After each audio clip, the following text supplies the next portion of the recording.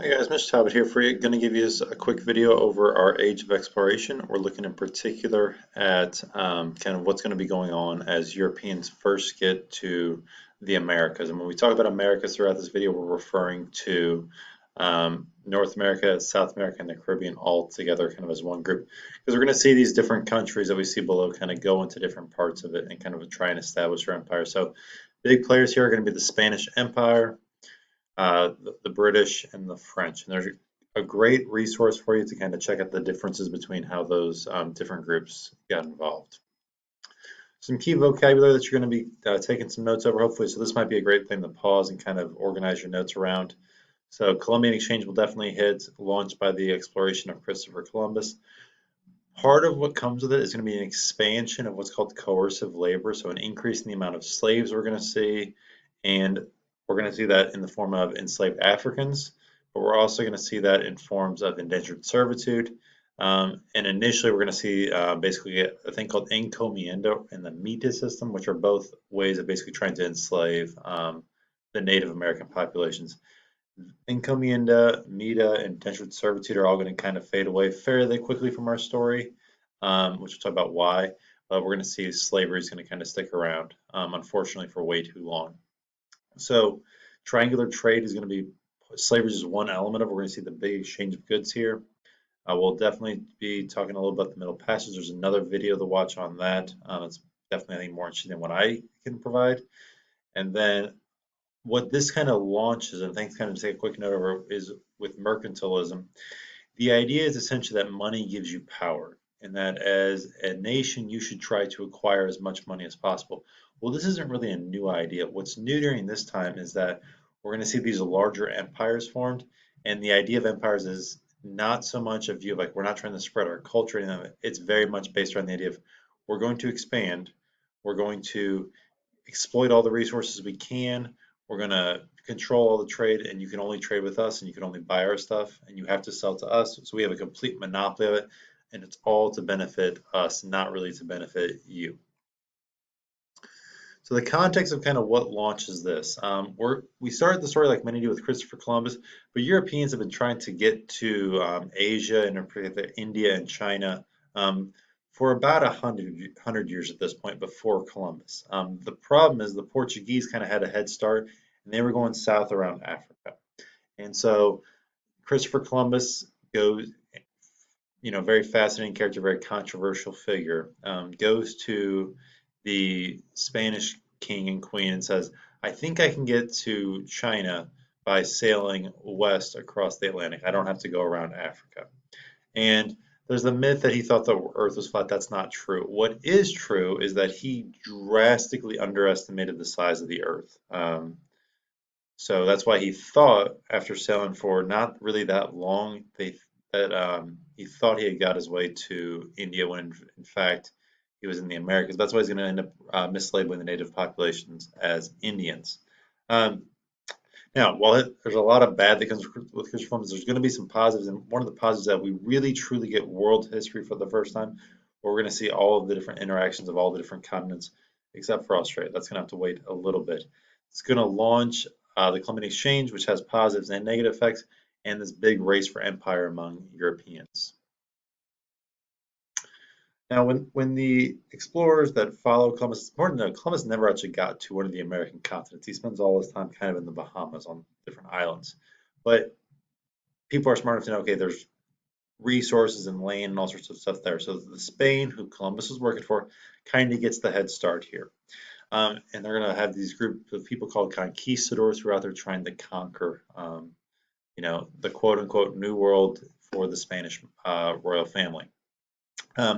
When they get there, it's not just a bunch of like small tribes. Or no, there's huge civilizations, which you've probably heard about from middle school, and you're going to hit again in our next topic. The conquistadors run into these massive civilizations, particularly the Aztec and the Inca, and they're really, really lucky when they get there because these were not primitive cultures that were just stagnant, waiting for Europeans to arrive and show them how they think. No. They were doing incredible things, incredibly developed architecture, astronomy, all sorts of different things. And there's also conflict, as will happen with most empires, whether it be Rome, the Aztec, Maya, the Inca. the Mongol. There's always conflict in these empires.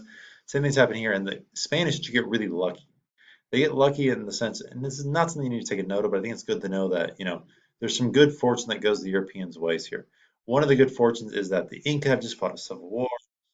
Aztec are really unpopular amongst their kind of the people they rule over. And so there's kind of this political division the conquistadors, along with their guns and their horses, are going to be able to exploit. That aside, once we kind of have these empires established, we're going to start seeing the exchange of people, goods, food, and diseases between Afro-Eurasia and the Americas. So the people in Africa, Europe, and Asia have been in contact for thousands of years. Okay, they had shared diseases like the Black Death and stuff, and the plague and all that. That's going to be different than the experience of Native Americans, which we'll see shortly. We're going to see a lot of the crops that we take for granted today are originally from the Americas, and they're going to kind of spread to Africa, Europe, and Asia, so Afro-Eurasia. And that's what's going to lead to a population boom across all three of those continents. A positive for the Americas is going to be that the Maya, the Inca, the Aztec had done amazing things, but they were kind of held back by the fact that they didn't have what are called beasts of burden, things like horses and mules and donkeys, things that can help you move stuff in the land before engines. One of the greatest negatives, certainly when it comes to the climate change, though, is going to be the increase in slave labor and what happens with the Middle Passage. So we're going to see 10 million or more Africans taken, forced out of their home continent and sent across to the Americas. The conditions they experience are horrible. There's a lot of bad in world history, but you got to put the Middle Passage towards the very top between, I mean, just the absolutely awful conditions of those ships.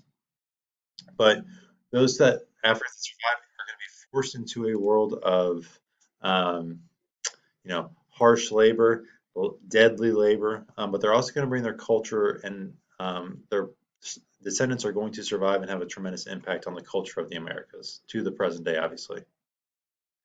Now, the group that has less impact today, unfortunately, is going to be Native Americans, and that's because of the diseases that are brought by these European explorers. Again, there's not an intentional thing, but just frankly, Europeans lived disgusting lifestyles. Native Americans lived clean lifestyles, were frequently clean, bathed themselves. Europeans not so much. With that, because Europeans lived just grosser, their immune systems had to be stronger. Native Americans didn't be. Also, there's no natural immunity kind of built up with the Native Americans because they had never experienced many of these diseases. They'd been separated from Afro-Eurasian peoples for, 10,000 plus years. So as a result, the estimate's about 90% of the Native American population is going to die from disease. That's about 60 million people, which is difficult to wrap your head around.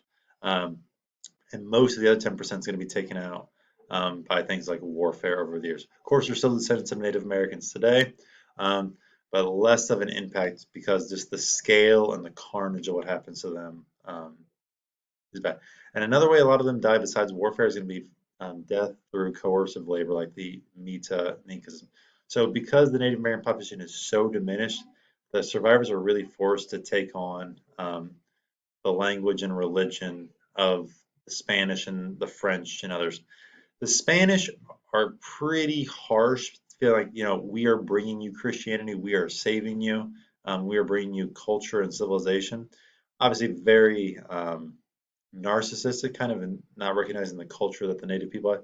The French are not going to send kind of these large scale military operations, really, so they're going to kind of try and be more cooperative with the Native American people, learn their language, respect their culture, that kind of thing. And the English, who are going to be kind of the other big group, they're kind of in between. So a lot of the food we eat today, we can thank to the Columbian Exchange. And foods we think of like as stereotypical to European countries, like the potato in Ireland. The potato is from the Americas. We think about the tomato and all the pasta and pizza of Italy. The tomato is from the Americas. So the food we think of today very much impacted by the Columbian Exchange. So we're going to see a lot of those crops go over. Now, one of the big crops comes from Europe, and Afro-Eurasia to the Americas is wheat, which we think, a ton of wheat grown in this part of the country.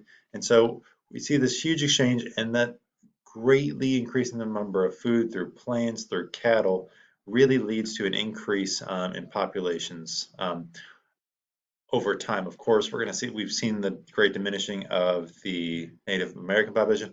The African population is going to go down for time because of the Middle Passage, but over time, we're going to see an increase in the number of people that are able to live on this planet because of the Columbian Exchange.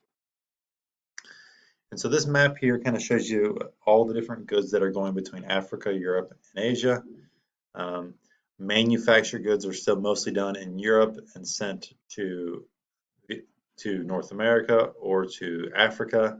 Slaves are coming pretty much exclusively from Africa. And the reason for that is because the Native American population was dying at such a rate that they needed a population that was immune to the diseases the Europeans were carrying with them.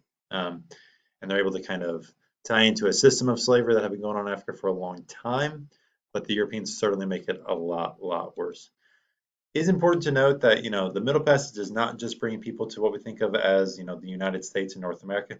In fact, only a small portion of slaves ended up in North America. The vast majority ended up in South America, which is kind of indicated by this map here. So kind of as we start wrapping up here, the winners of the Columbian Exchange without question are the Europeans, in particular Western Europe. The Western Europeans prior to this are, they're behind the Muslim empires. They're behind the empires of East Asia. This is going to the discovery of all the gold and resources in the Americas is going to help them overtake China and overtake the powerful West African kingdoms and overtake the Ottoman Empire and other Muslim empires of the time. And Europe's going to maintain that kind of global superiority for the next 200 years. The losers are certainly the Native Americans, but also going to be Africans who are tremendously harmed by this system. The positive that comes out of this, we're going to see more humans are going to be able to live on this planet. We're going to have true world history and a connection there. So again, very mixed bag here, but very important moment in world history. So hopefully this helps, guys. Be sure to be filling out your study guide and to be preparing for your exam. Thank you.